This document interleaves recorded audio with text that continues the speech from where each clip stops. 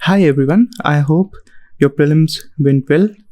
हर बार की तरह there are certain doubtful questions this time in prelims too. Let's have a look at them and sources से देखते हैं कि उसका most probable answer क्या हो सकता है and what should be the way forward. इसके बाद हमें क्या करना चाहिए. ठीक है. So this is from Setway. पहला question है Indian flying fox is placed under the vermin category. ठीक है. This is the first statement. And next statement है it feeds on the blood of we know this statement is incorrect. No, right?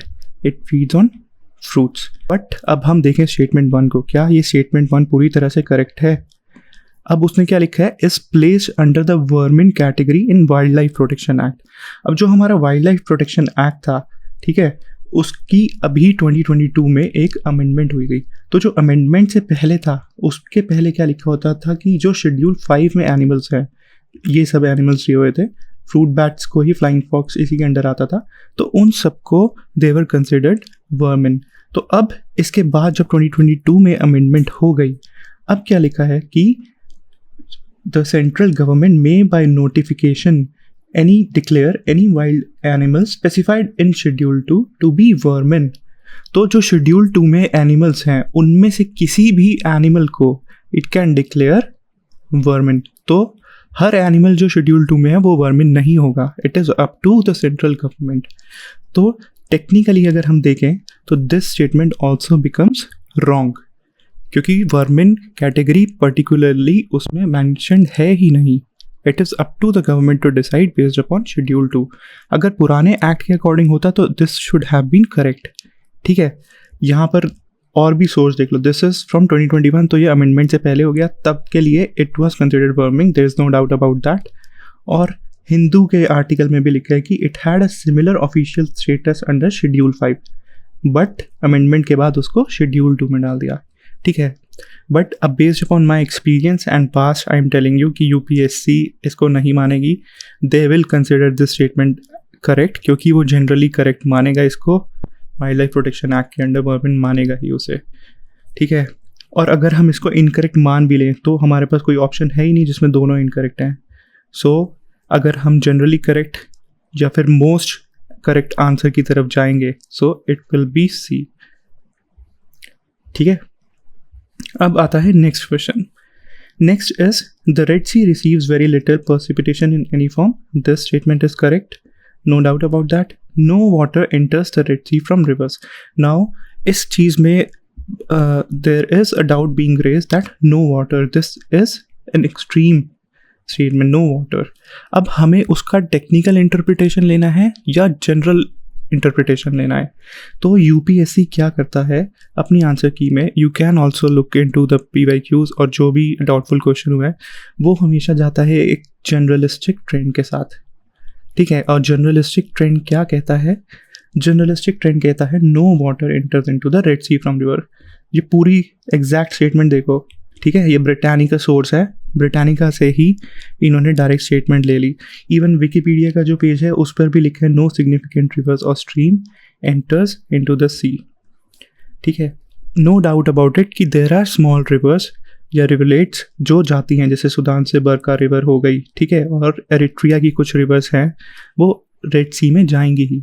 But जो हमारा in general है essence question की वो है कि नो वाटर, तो इसको वो करेक्ट ही मानेगा. ठीक है. तो इसका आंसर शुड बी सी. अब चलते हैं नेक्स्ट क्वेश्चन की तरफ. आई डू नॉट नो इस क्वेश्चन में लोगों को इतना डाउट क्यों आ रहा है. This is a straight forward question और ये डायरेक्टली एनसीईआरटी से ही स्टेटमेंट ली हुई है. It is maximum at the poles and absent at the equator. This is correct. See exact statement. This is why it is said कि geography के लिए 11th की NCERT is very very important. और पहली statement क्या है? It increases with increase in wind velocity. We all know जो earth की रोटेशन होती है उसी के बेसिस पर हमारी कोरियोलिस फोर्स बनती है. एंड जैसे जैसे विंड की स्पीड या वेलोसिटी बढ़ेगी कोरियोलिस फोर्स भी बढ़ जाएगी. ठीक है. तो answer should be C. Both the statements are correct. अब नेक्स्ट है how many delimitation commissions have been constituted. इसका आंसर है 4. अपने लक्ष्मीकांत में भी we have seen and this is from official ECI election commission website. 4 commission बने हैं, 52, 62, 72 and 2002. ठीक है. अब कुछ लोग बोल रहे हैं कि जो जम्मू एंड कश्मीर या फिर असम डिलिमिटेशन हुई, डिलिमिटेशन कमीशन बना जम्मू एंड कश्मीर के लिए, क्या उसको कंसिडर किया जाएगा? अगर हम उसको मान लो एक बार के लिए कंसिडर कर भी लेते हैं तो it would give us the figure 5 या 6. तो ऑप्शंस ही नहीं है. तो बेस्ट करेक्ट या फिर most correct option is 4. And technically इसको अगर देखा जाए तो 4 ही आंसर रहेगा. ठीक है. तो इसका आंसर हो गया हमारा डी. फिर आता है हमारा last question, question number 52. In my opinion this question should be cancelled. इस क्वेश्चन को UPSC को रिजेक्ट करना चाहिए. अब ये क्वेश्चन क्या है? The question is very simple कि syndicated lending spreads the risk of borrower. ठीक है, बिल्कुल ठीक है, स्प्रेड कर देता है risk, but can not be a credit line. This statement is incorrect. तो हमारा आंसर हो गया सी.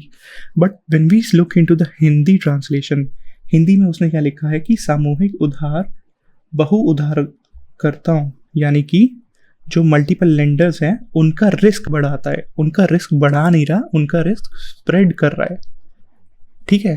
तो स्प्रेड करता है के लिए बढ़ाता है is not the correct word. बढ़ाता है का मतलब तो ये हो गया कि it is increasing there risk. तो दिस स्टेटमेंट इज 100% इनकरेक्ट. तो हमारे पास ऐसा कोई ऑप्शन ही नहीं है जिसमें ये. तो जो हिंदी मीडियम में जो लोग पढ़ रहे होंगे they won't be able to answer this correctly. इसीलिए file a representation for this question. This question should be cancelled at every cost. इसकी हिंदी ट्रांसलेशन गलत है तो इसको कैंसिल करना ही चाहिए.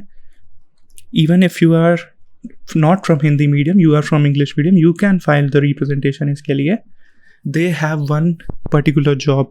ठीक है. पूरे साल में they have to make 1 question paper जो 100% करेक्ट है and they are not even able to do that. This is highly unfortunate and you should file a representation for this one.